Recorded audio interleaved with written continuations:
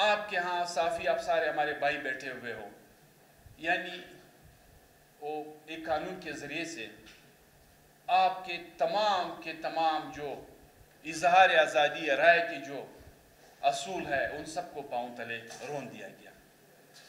کوئی صحافی ٹویٹ بھی نہیں کر سکتا ہے، کوئی صحافی ایک مستند خبر نہیں دے سکتا ہے، کہیں پہ ظلم کا کوئی واقعہ رونما ہو جاتا ہے اس پہ بات نہیں کر سکتا ہے۔ بس آپ پیکا ایکٹ کے تحت آپ کے خلاف FIR ہے، آپ کو اندر کیا جائے گا، کوئی بات نہیں کر سکتا ہے۔ آج اسلام آباد اکثر ہمارے ہاں جب کوئی بات ہوتی ہے کہ چلو یہاں سے لانگ مارچ کرتے اسلام آباد تک جاتے تاکہ وہاں پہ ہماری کوئی بات سنی جائے۔ آج آپ کے اسلام آباد میں انتہائی قلیل تعداد میں بلوچ مائیں بیٹیاں بچے بیٹھے ہوئے ہیں، ان کے ساتھ رویہ پورا دنیا دیکھ رہا ہے۔ وہ کیا کر سکتے ہیں، وہ کیا کریں گے؟ اور سب کے سب وہ لوگ ہیں جس میں سے کسی کا بیٹا لاپتہ ہے، کسی کا بھائی لاپتہ ہے، کسی کی بیٹی لاپتہ ہے، پتہ نہیں کس کا کون سا پیارا لاپتہ ہے، سارے کے سارے وہ لوگ ہیں۔ اب اس کو بلا لے، ان سے بات کر لے۔ اگر ان سے آپ کو بہت زیادہ تکلیف ہے تو کم از کم اس کے خدا نخواستہ اگر پیارے جو لاپتہ ہے، کرائمز میں انوالو ہے، ریاست کو ان سے کوئی شکایت ہے، حکومت کو ان سے کوئی شکایت ہے تو عدالتوں میں پیش کرے۔ جوڈیشری کو آپ نے قانون سازی کے تحت اپنے سینے کے نیچے اس طرح لا کے بٹھا دیے، آپ کے بغیر تو کوئی فیصلہ ہی نہیں دے سکتا ہے۔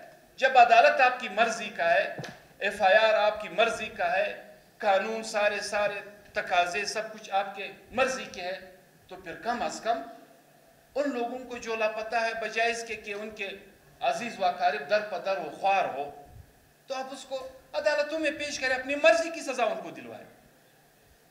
سیاسی لیڈرز پہ پابندیاں ہیں، سردار اختر جان کو کل آپ نے دیکھ لیا، یعنی کون سا مشکل ہے جو اس شخص اس ریاست کو درپیش ہے؟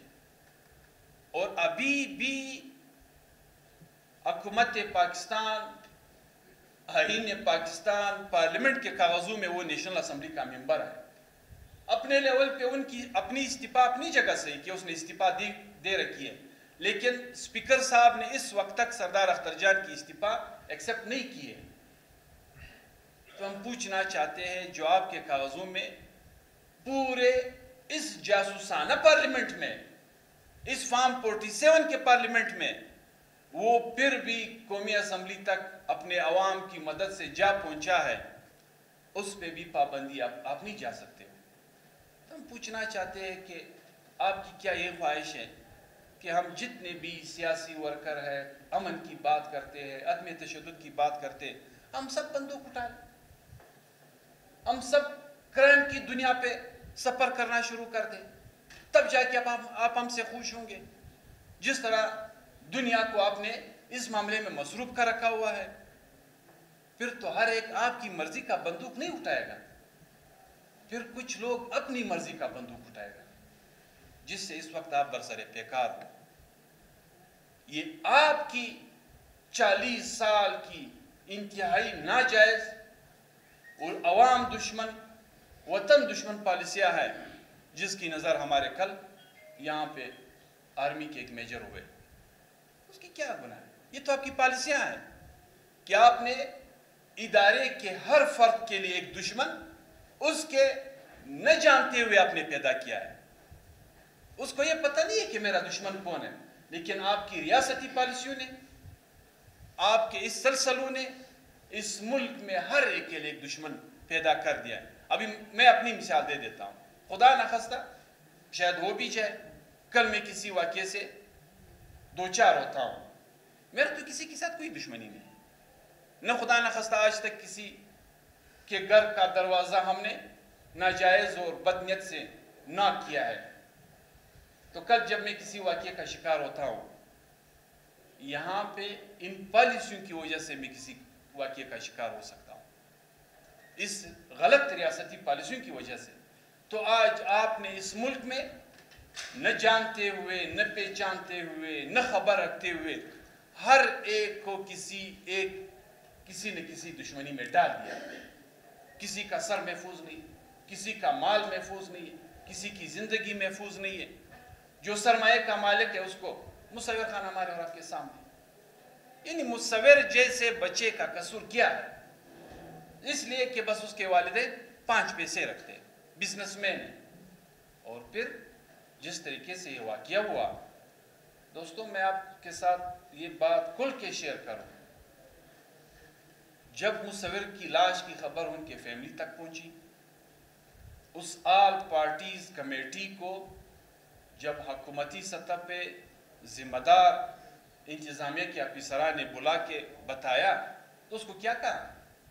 ان کو پہلے اس نشست میں یہ بتایا گیا کہ یہ واقعہ دہشت گرد تنظیم اور بلوچ مزاحمت کاروں کے درمیان رونما ہوا تھا, جس میں دہشت گرد تنظیم کے 30 بندے مارے گئے. اس کلیش میں مصور بھی بدبختانہ زندگی سے ہاتھ دھو بیٹھا. جب انہوں نے یہ بات کہی تو چیمے گویا شروع ہوئی. یہ بات جب پبلک تک آئی تو ہر ایک نے یہ سوال اٹھایا کہ جو دہشت گرد بلوچ مزاحمت کار کے ساتھ لڑتا ہے تو پھر وہ کس کا پراکسی ہو سکتا ہے؟ وہ تو ریاست کا پراکسی ہو سکتا ہے. سیدھا سادہ سوال ہے. جب یہ بات ہر ایک کی کان تک پہنچ گئی, ہر ایک نے اس بات کو محسوس کیا, ذہن نشین کیا کہ جو دہشت گرد نبرت آزما ہے بلوچ مزاحمت کار کے خلاف, تو وہ ڈائریکٹ ان کے تانے بانے پھر ریاست کے پراکسی کے حیثیت سے جا پہنچیں گے.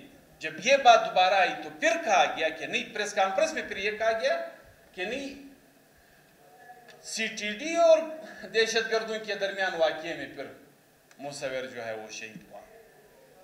تو کوئی ہمیں بتا دیں, اس شہر میں کوئی کاروبار نہیں کر سکتا ہے, انویسٹر آ نہیں سکتے, آزادانہ طریقے سے کوئی صحافی لکھ نہیں سکتا ہے, وطن کے معاملات پہ کوئی سیاسی ورکر کھل کے بات نہیں کر سکتا ہے. تو پھر آپ ہمیں بتا دیں پھر لوگ کیا کریں گے؟ میں نے کہا شاید آپ کی یہ خواہش ہے, ریاست کی یہ کوشش ہے کہ ہر ایک بندوق اٹھا لے, لیکن ہر ایک تمہاری مرضی کا بندوق نہیں اٹھائے گا. پھر کچھ لوگ تعداد میں وہ انتہائی کم صحیح, کچھ لوگ پھر اپنی مرضی کا بندوق اٹھائے گا جس طرح لوگوں نے اٹھایا ہے. تو خدا رحم کرے اس ملک پہ. اگر آپ واقعی اپنے آپ کو اس ملک کے ادارے سمجھتے ہیں پھر تو کہنا یہ چاہے کہ آپ ہم میں سے ہیں, ہم آپ میں سے ہیں. جب آپ ہم میں سے ہیں, آپ ہم میں سے ہیں, پھر تو اپنے ایک دوسرے کو نقصان نہیں دیتے, اور نقصان فرد کی بنیاد پہ نہیں, پوری خطے کی بنیاد پہ آپ ہمیں دے رہے ہیں. ہم نے کبھی یہ نہیں کہا ہے کہ ہمارے وسائل 100% ہماری مرضی سے, اس کا فیصلہ ہم نے یہ کہا ہے جو قانون ہے, 18ویں آئینی ترمیم ہے, اس ملک کا آئین جو آپ کو کہتا ہے اس کے مطابق اس خطے کے لوگوں کے ساتھ سلوک کیا جائے.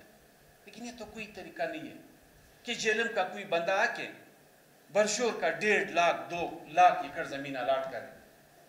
کوئی بندہ کہاں سے کہاں دکھی آ جائے, ہر نائی آ جائے, پورے علاقے کو اپنے نام پہ الاٹ کر دے, اور مجھے پھر اس میں محنت مزدوری کے لیے بھی آپ کی منت کرنا پڑے.